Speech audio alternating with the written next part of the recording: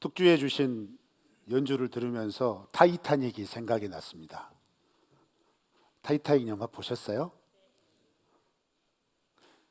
혼란스럽게 배가 침몰해 가는 과정에서 아우성 치면서 서로 이렇게 구명정에 타려고 하고 혼비백산하는 과정에 그 전까지는 유흥 음악을 틀으면서 사람들의 쾌락을 이끌던 악단이 네 줄을 가까이를 연주를 하죠. 그리고 마지막 한 사람까지 구명정에 타는 그 순간까지 그 찬양의 선율을 놓치지 않습니다. 이게 이제 적용이 가능한 적용인지는 모르겠지만 그 선율 속에 구명정에 오른 사람들처럼 우리가 오늘 하나님께 올리는 찬양과 기도, 특별히 말씀의 선율 속에 파묻혀서 그 하나님이 주시는 깊은 은혜가 있으시기를 축원합니다. 그렇게 사모하시죠? 참 오랜만에 제가 강단에 섰습니다. 1월 말에 한번 말씀을 나눴고 굉장히 시간이 많이 지났어요. 그 지난 시간 동안 우리는 많은 말씀들을 들었고 그 말씀대로 이렇게 건강하게 살아주셔서 참 감사합니다. 우리 옆에 계신 분들에게 건강하게 살아주셔서 감사합니다. 한번 인사들 나누시죠. 네. 요즘은 건강이 최고예요. 그죠? 코로나에 해야 되는데, 그죠? 오늘 살펴볼 말씀은 하박국입니다. 하박국. 전체 분량은 3장, 그리고 총 56절. 아주 짧습니다. 보는 관점에 따라서 선지서로 보기도 하고, 선지서에 속해 있긴 하지만 시편으로도 분류하기를 합니다. 왜냐하면 이 하박국은 다른 선지서들과 달리 독특한 특징이 있는데요. 선지서의 특징이 하나님의 말씀을 받아서 백성들에게 대언하잖아요. 그죠? 그런데 이 하박국은요, 백성들의 마음을 담아서 하나님께 호소하는 형식이 되어 있습니다. 그래서 이제 1장, 2장을 보면 그렇게 하나님께 호소하는 내용과 그 호소하는 내용을 들으신 하나님께서 응답하는 내용. 그리고 이제 그 하나님의 응답을 들으시고 3장부터는 하박국이 그 하나님의 응답에 대한 기도와 찬양으로 마무리되는 그런 형식으로 구성이 되어 있습니다. 하박국 말씀을 준비하면서 이런 마음이 드는 거예요. 참 감사하다. 뭔가 이렇게 힘들고 어렵고 답답할 때 하나님께 이렇게 질문하고 하나님께 이렇게 호소하면 하나님 대답해 주시니까 너무 감사하다. 이런 마음이 들었습니다. 우리에게 대답해 주시는 하나님이 계셔서 감사한 한 주였음을 믿습니다. 우리 성도님들도 그러시죠? 근데 1장, 2장의 중요한 내용은 이겁니다. 먼저 1장을 출발하면서 하박국이 하나님께 나아갈 수밖에 없었던 이유는 뭐냐면 악인들이 너무 잘 되는 거예요. 하나님이 살아 계신다면 저런 악과 죄악을 행하는 사람들이 웬만큼 잘 돼야 될 거 아니에요? 그런데 잘 돼도 너무 잘 돼요. 얼마나 얄미워요? 사촌이 땅 사면 배가 아픈 건 차원이 달라요. 이거 너무 배 아픈 거예요. 그래서 하나님께 나가서 하나님, 도대체 하나님 왜 그러십니까? 이러는 거예요. 이게 1장 초반부의 내용입니다. 그러니까 하나님께서 하박국, 네 마음 충분히 이해해.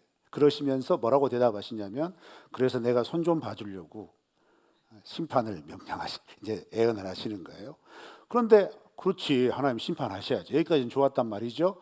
그런데 하나님께서 무슨 말씀을 하시냐면 귀를 의심할 말씀을 하세요.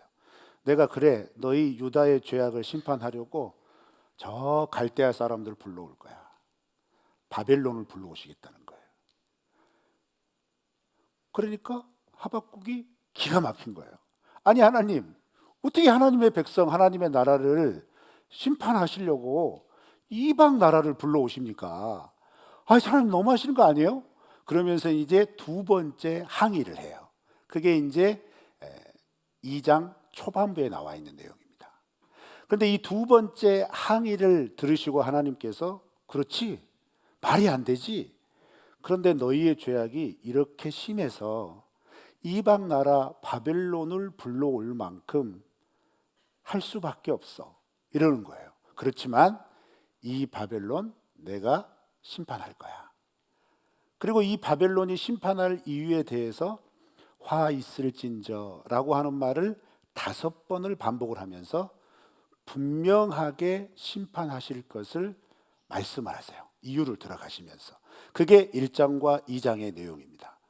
이 하나님의 계획을 듣고 나서 3장은 하박국이 그렇군요, 하나님의 계획이 이런 것이었군요 하면서 기도로 시작을 하고 그 하나님의 뜻과 인도하심을 찬양으로 마무리하는 것이 하박국의 전체적인 흐름입니다. 하박국 참 쉽죠? 그런데 이제 이 과정에서 제가 여러분과 오늘 나눌 말씀은 다른 거 아니에요. 오늘 우리가 읽었던 본문 말씀은 하박국의 기도다 이렇게 시작을 하면서 시기 온옷에 맞췄다 이렇게 말하죠. 그리고 쭉 그 내용을 설명해 나가기에 앞서 2절 말씀을 시작으로 그 기도와 찬양의 내용을 진행해 갑니다. 그런데 3장은 두 부분으로 나눌 수 있어요. 2절에 보면 내가 주의 소문을 들었습니다 라고 하는 들었다 라고 하는 말과 16절을 살펴보시면 또 거기에 들었다 라고 하는 말씀이 동일하게 등장을 해요.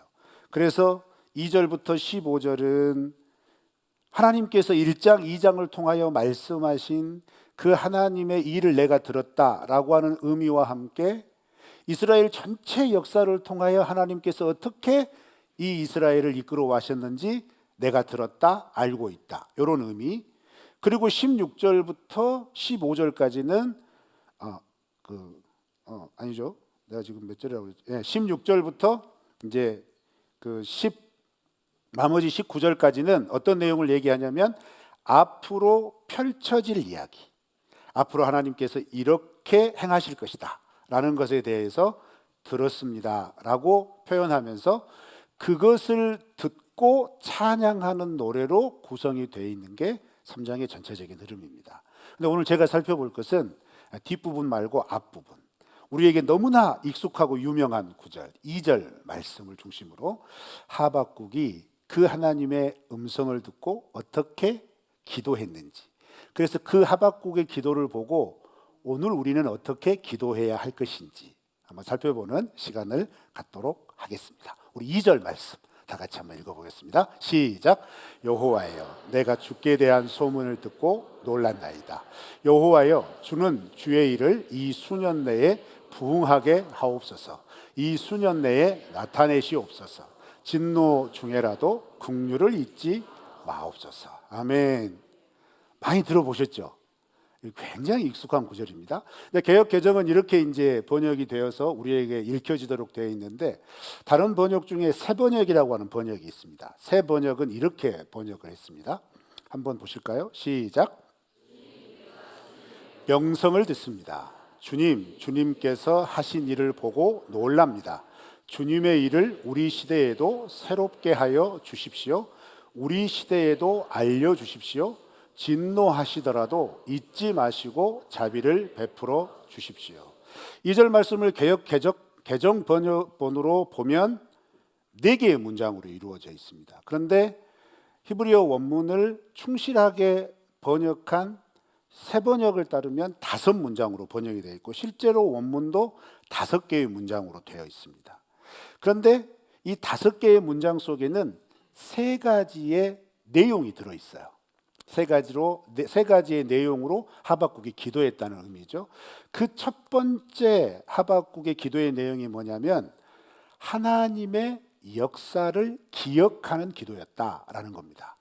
첫 번째, 하나님의 역사를 기억하는 기도다. 2절 초반부에 보면 개역개정은 여호와여, 내가 주께 대한 소문을 듣고 놀랐나이다 이렇게 고백하죠. 근데 이 문장을 히브리어 원문은 2문장으로 이루어져 있는 거죠. 주님, 내가 주님의 명성을 듣습니다. 주님께서 하신 일을 보고 내가 놀랍니다 이렇게 되어 있어요.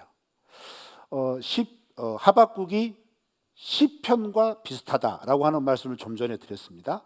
시편과 비슷하다라고 하는 의미는 무슨 의미냐면 시의 언어를 썼다는 겁니다. 언어 가운데 함축된 의미가 담겨 있다는 거예요.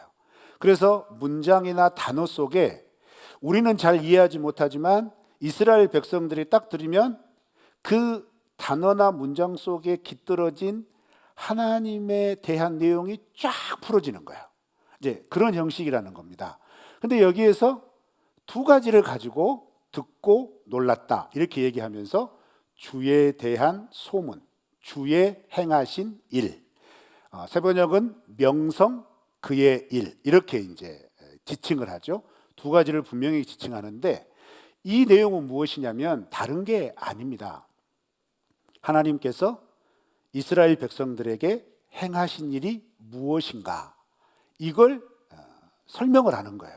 그러면 우리가 구약 성경을 읽을 때 하나님께서 이스라엘 백성들에게 하신 일이 뭘까 이렇게 생각할 때 많은 일이 있지만 주로 반복되어지는 사건은 크게 세 가지 그리고 주로 두 가지입니다. 그게 뭐냐면 하나는 애굽에서 노예되었던 이스라엘 백성들을 탈출시켰다는 거예요. 애굽에서 구원시켜 주셨다. 그리고 구원시켜 주시고 나서 가나안 땅으로 바로 들어가면 좋았잖아요. 근데 아쉽게도 40년 동안 광야에 있었잖아요. 그 광야에서 인도하고 보호해 주셨다. 근데 이 사건의 가장 중요한 핵심은 뭐냐면 하나님의 구원하심이다라는 겁니다. 그리고 이렇게 구원하셔서 살 땅을 주셨죠. 그래서 세 번째로 주로 언급하는 게 뭐냐면 가나안 땅을 주셨다. 기업으로 주셨다는 겁니다. 먹고 살 만한 환경도 허락해 주셨다. 이런 의미입니다. 그런데 이스라엘 백성들은 이것을 주님께서 우리에게 하신 일이라고 하면서 늘 기억해야 했습니다. 하나님의 명령으로요. 그래서 여러분 하나님께서는 그렇게 애굽을 탈출한 이스라엘 백성들에게 시내산에서 뭐라고 말씀을 하시냐면 이 일을 너희가 기억해야 돼. 애굽에서 10가지 재앙을 거쳐서 탈출한 것, 홍해를 건너서 광야로 들어온 것, 이 광야를 지나면서 시내산까지 올 때 너희가 어떻게 여기까지 오게 된 걸 늘 기억해야 돼 라고 하면서 제도를 마련하시죠. 그 제도가 뭐냐면 유월절입니다. 유월절 지켜라. 그런데 유월절을 지키라는 얘기는 단순히 해마다 돌아오는 그날, 그래요 이날은 유월절이야 이런 날이 아니고요. 그날 되면 애굽에서 탈출했던 때와 똑같은 행동을 하게 하는 겁니다. 그리고 이 일을 왜 합니까? 라고 아이들이 물어볼 때 아버지가 설명을 해주는 거예요. 원래 우리는 이런 상태였는데 하나님이 이렇게 탈출시켜 주신 거야. 그래서 우리는 지금 이렇게 살 수 있었어 라는 겁니다. 여러분 이 말의 의미가 무슨 말이냐면요, 하나님을 믿고 하나님의 백성, 하나님의 자녀가 된 사람들에게 하나님이 하신 일은 역사, 사실이라는 것입니다. 믿으십니까? 하나님이 하신 일은 사실이라는 거예요. 지금 이 자리에서 말씀을 듣고 계신 성도님들도 생각을 해보세요. 이걸 개인적으로 적용해 보면 내가 예수님을 몰랐을 때의 삶과 예수님을 영접하고 하나님의 자녀가 된 삶을 비교했을 때 내가 어떻게 예수님을 믿을 수 있었죠? 내가 어떻게 하나님의 복음을 알 수 있었고 받아들일 수 있게 되었죠? 그거 하나님께서 직접 우리에게 베푸신 놀라운 은혜라는 겁니다. 그런데 하나님을 모르는 사람들은 이걸 설명할 때 웃기지 마, 그거 신하야. 에이, 너 요즘 많이 힘들구나. 야, 하나님 믿으려면 내 주먹 믿어. 이렇게 말하죠. 왜요? 그들에게는 사실이 아니에요. 하나님을 모르는 사람에게는 역사가 아닌 거예요. 그런데 지금 하박국이 이 기도를 드리면서 가장 먼저 무엇을 고백했냐면 역사, 사실, 실제의 하나님을 고백하는 겁니다. 근데 이게 왜 중요하냐면요, 지금 하박국이 이 고백을 하는 상황이 너무 기가 막힌 상황인 거예요. 무슨 기가 막힌 상황이에요? 남유다, 너희들 망할 거야. 너희들의 죄악 때문에 내가 이제 너희들을 심판할 수밖에 없어. 그런데 이 심판은 바벨론이 와서 할 거야. 근데 그들이 어떤 애들이야? 폭력의 애들이라는 거예요. 강압적으로, 강포하고, 조롱하고. 너희들을 사람 취급하지 않을 거야. 너희들은 그 고초를 당할 수밖에 없어. 너희들의 죄악과 폐역으로 인해 이것을 고스란히 경험하게 될 거야. 요 말을 들은 직후란 말이에요. 이 말을 딱 듣는 순간 하박국이 그래, 애굽에서도 그랬었어. 우리의 조상 우리의 선조들이 살았던 애굽도 사람 취급 받지 못했던 노예 생활이었어.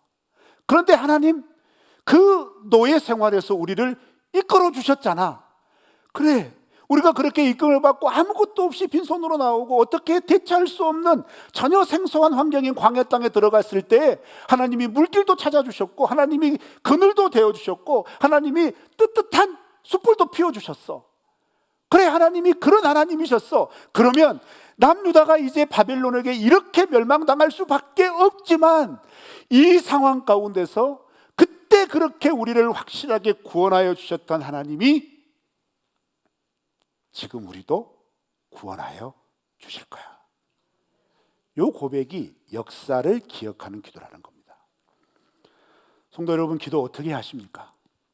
우리는 흔히 기도를 내가 필요한 것들을 구하고, 내가 지금 당장 원하는 것, 자녀에 대해서, 어떤 우리 집안의 경제나 우리 인생의 앞에 계획을 위해서 막 구하시죠. 그렇게 구하시기 전에 먼저 이 말씀을 기억하시기를 축원합니다. 하나님, 하나님의 백성 이렇게 구원해 주시지 않았습니까? 하나님, 하나님의 백성 광야에서 그렇게 보호해 주시지 않으셨습니까? 그러니 지금 내가 당하고 있는 이 고난과 고초와 이해할 수 없는 곤란함 가운데서 하나님이 나의 하나님이시라면 그때처럼 지금도 역사하여 주실 줄 믿습니다. 이 기도가 역사를 알고 드리는 기도인 줄 믿습니다. 그런데 이 기도 속에는 중요한 의미가 이어집니다. 두 번째입니다. 그것을 살게 하소서라는 겁니다. 2절 중반쯤에 보면 이어지는 말씀에 여호와여 주는 주의 일을 이 수년 내에 부흥하게 하옵소서. 이 수년 내에 나타내시옵소서.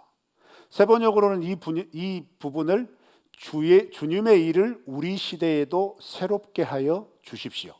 우리 시대에도 알려주십시오. 번역이 많이 틀리죠. 특별히 이제 부흥이라고 하는 관점에서 보면 우리가 익숙하게 들었던 부흥의 개념은 숫자가 많아지는 것, 규모가 커지는 것, 완전 뻥튀기 되는 것. 할렐루야, 그런 은혜가 있으시길 축원합니다. 그러면 다 아멘 했어요. 왜요? 부흥은 그런 거라고 생각했거든요.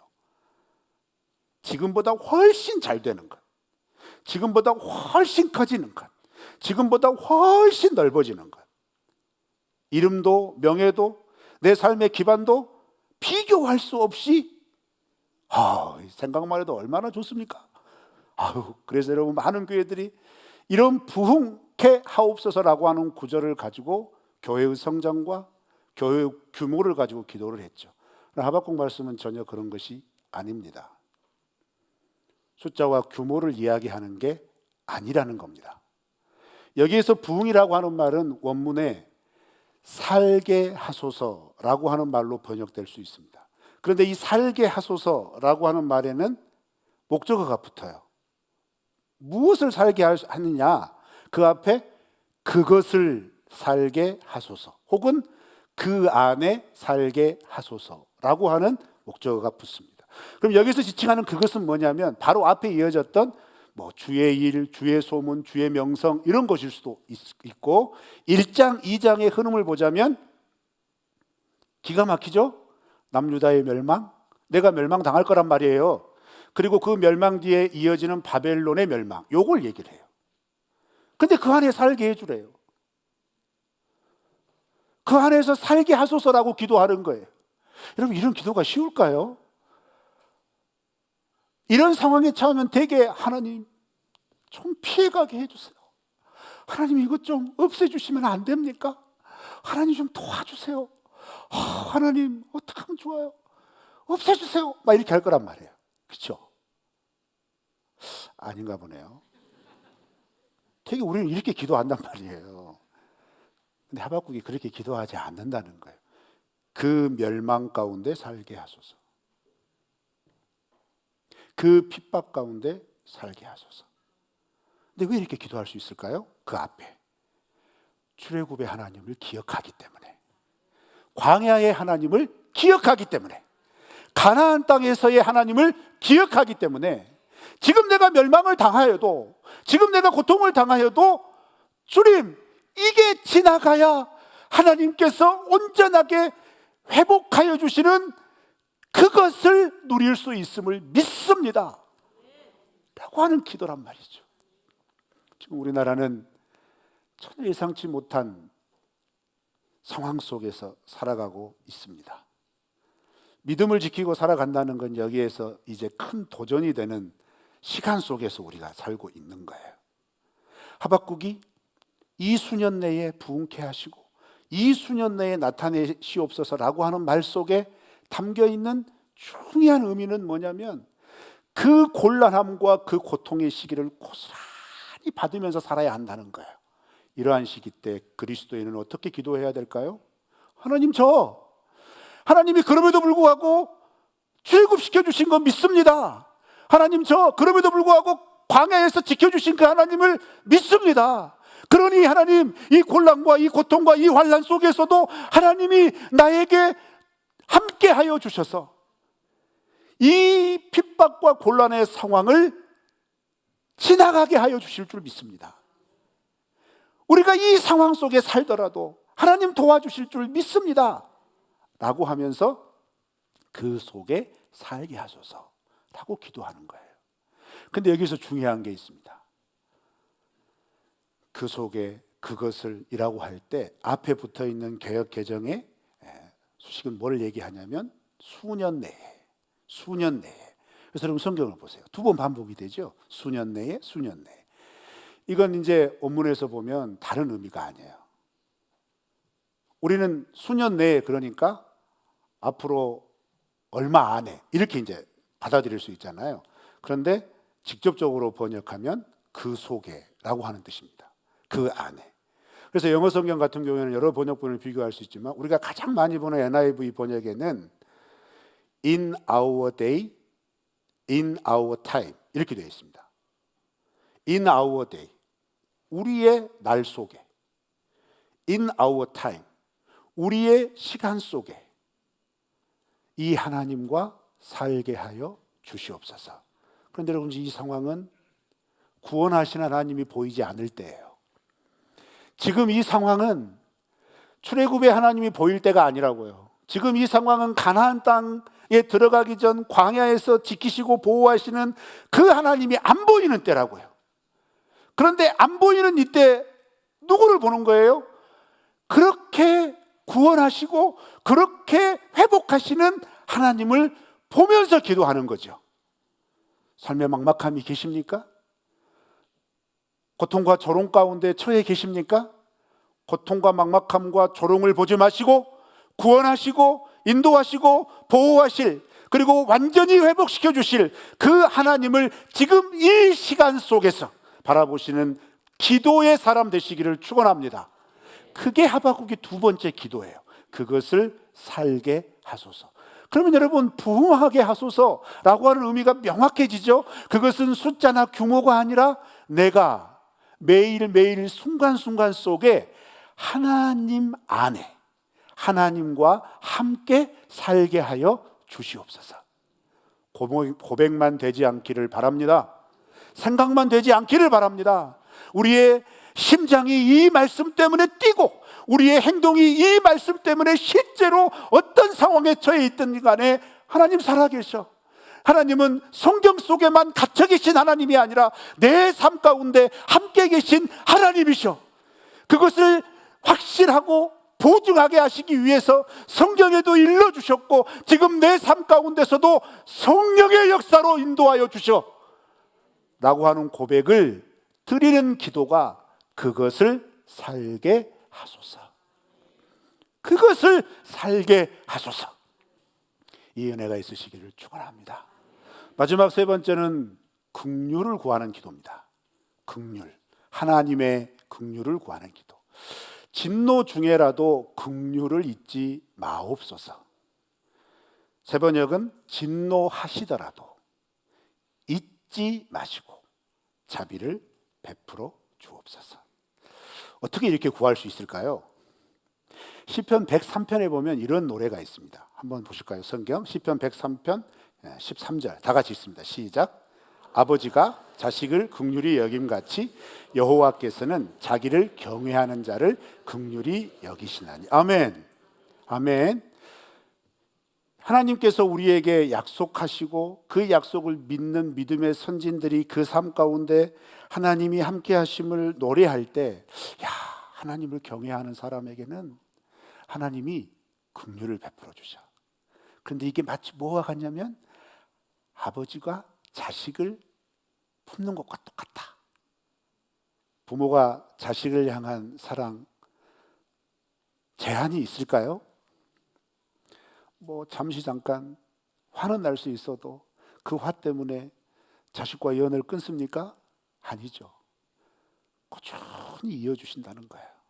그런데 이런 담대한 노래, 고백을 어떻게 할 수 있느냐? 하나님이 하라고 했어요. 출애굽기에 보면 이런 약속의 말씀이 있습니다. 출애굽기 30 몇 장이죠? 이럴 때 타이밍이 딱 맞아야 되는데. 출애굽기 34장, 다 같이 있습니다. 시작.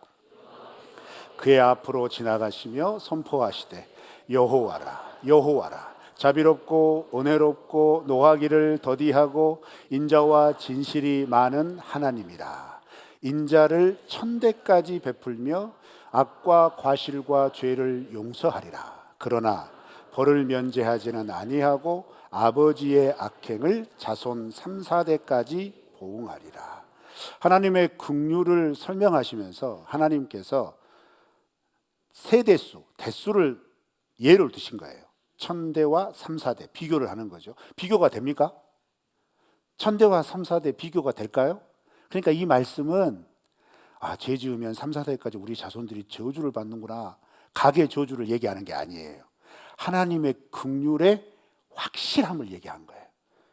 하나님은 언제든지 그의 이름으로 하나님을 경외하며 나오는, 돌이켜 나오는 모든 자들에게 기꺼이 긍휼을 베푸시는 하나님이신데 그 약속을 믿어라 이 말이에요.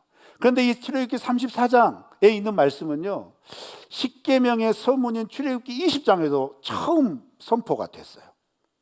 이거 지켜야 된다, 이렇게 살아야 된다 라고 말씀하실 때 이것을 왜 지켜야 되는지에 대한 강령으로 말씀하시면서, 야, 이거 지키면 너희가 천대까지 내 자비를 받을 거야. 근데 이거 지키지 않으면 3, 4대 좀 혼난다, 이렇게 말씀하신 거거든요. 긍휼은 하나님의 전매 특허입니다. 하나님의 확실한, 하나님의 자녀에게 베푸시는 은혜예요. 그래서 이스라엘 백성들은 자신들의 삶의 역경 가운데서 늘 하나님의 은혜와 자비를 구할 때 무엇을 예로 들어서 이렇게 자꾸 구하냐면, 출애굽 때도 광야 때도 하나님 우리가 거역하지 않았습니까? 하나님 우리가 띵깡 부리지 않았습니까? 그런데 하나님은 자비로우셔서 은혜가 넘치셔서 우리를 그런 띵깡 가운데서도 이끌어 주시지 않았습니까? 그런데 주님, 지금 그게 필요합니다. 지금 내게 그 긍휼이 필요합니다. 좀 도와주세요. 이렇게 구하면요, 하나님 지체하지 않고 달려올 줄로 믿습니다. 저는 그걸 확신합니다. 여러분 믿으시죠? 하나님께 그렇게 기도하고 나아갈 때 하나님, 야 임마 그렇게 평소에 잘해야지, 이렇게 하시는 분이 아니세요. 아이 속 시원하다, 된통 쌤통이다, 맞아봐라 그러면서 팍팍. 하나님 이런 분 아니세요. 끝까지 참으시다가 심판을 내리실 때 그 심판을 내리는 것마저도 마음이 졸이셔서, 야, 제발 좀 그때 기억해봐, 그때 기억하고 좀 구해봐봐. 그러면 하나님이 도와주시는 거예요. 하박국이 이것을 믿었습니다. 우리도 믿어야 합니다. 그래서 주님, 내 인생에 지금 예상하지 못한 고통이 있어요. 진노가 임하는 것 같아요. 근데 하나님 도와주세요. 하나님 은혜를 베풀어 주세요. 이렇게 구하면 하나님이 응답하실 걸 믿었죠. 그래서 여러분 실제로요, 하박국은 에레미야와 동시대 선지자예요. 근데 에레미야의 주된 선포가 뭔지 아시죠? 이 국류를 선포했습니다. 너희들의 죄악 때문에 멸망당할 수밖에 없다. 그런데 너희가 살 길이 있다. 바벨론에게 항복해. 그러면 나라는 잃어버릴 수 있어도 너희 생명은 보존받을 거야. 근데 여러분 그거 아세요? 남유다의 지도자들은요 끝까지 이 말 듣지 않습니다. 그래서 어떻게 되죠? 비참하게 죽습니다. 긍휼을 베푸시려고 대안까지 제시해 놓으셨는데 그것마저도 거부했어요. 그런데 이 기도를 하박국의 이 테두리 안에서, 본문 안에서 왜 할 수 있었을까 했을 때, 여러분 하박국 2장 4절을 우리가 주목할 필요가 있습니다. 하박국 2장 4절 유명한 말씀입니다. 우리 다 같이 한번 읽어보실까요?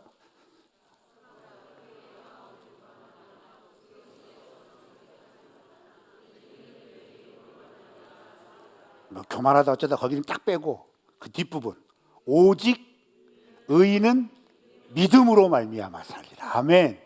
아멘. 아멘. 근데 여러분 이게 어디서 많이 들어본 말씀이죠. 예, 원 저자가 하박국, 그리고 이것을 로얄티를 안 주고 그냥 갖다 쓴 게 로마서, 갈라디아서, 히브리서. 아시죠? 원 저자는 하박국이에요. 근데 원 저자가 하박국도 아니죠. 원 저자는 하나님. 왜요? 2장에 있는 말씀은 하나님이 하박국에게 들려주시는 말씀이세요. 하나님 보세요.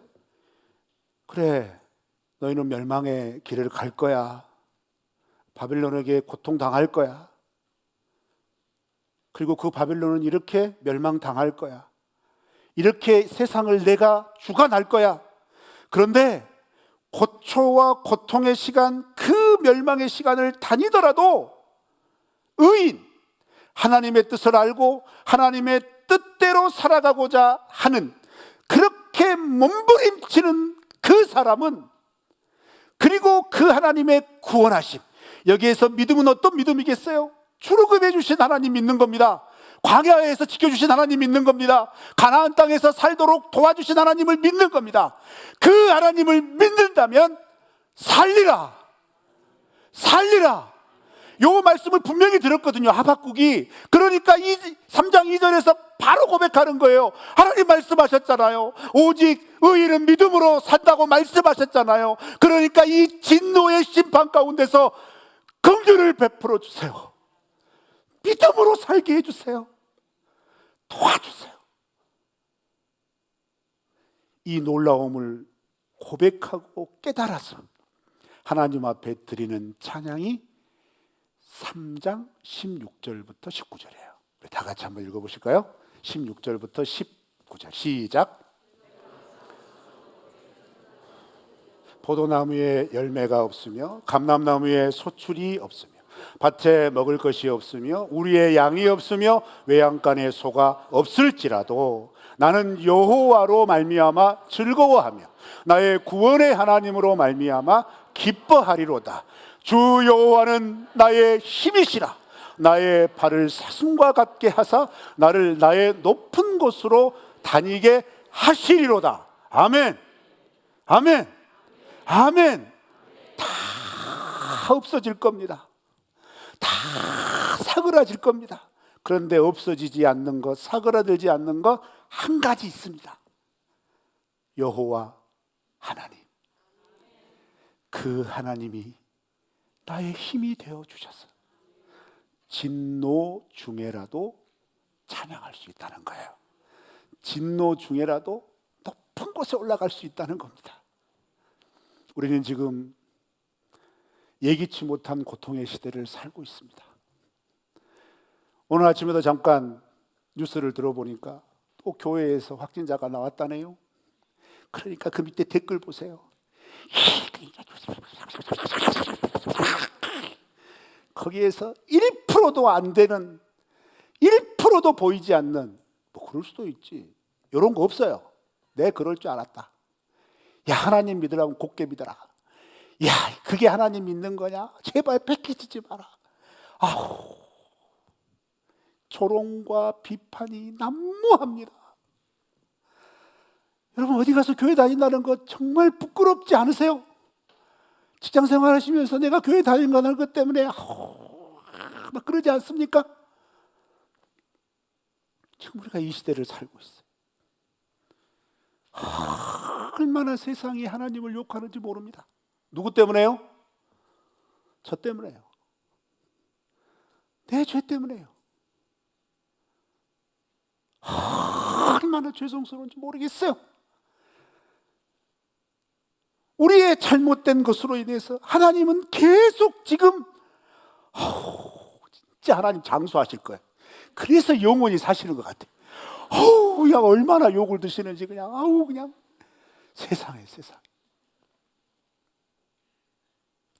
그런데 이 시기에 이런 것 때문에 내가 사회적으로 매도를 당해도, 이런 것 때문에 내가 내 삶의 경제적인 어려움이 와도, 이런 것 때문에 내가 예상치 못한 이어지는 고통을 당해도 여호와 하나님이 나의 힘이시라 고백하고 나가는 그들에게, 고통의 시대를 살아가는 그들에게 긍휼을 베푸십니다.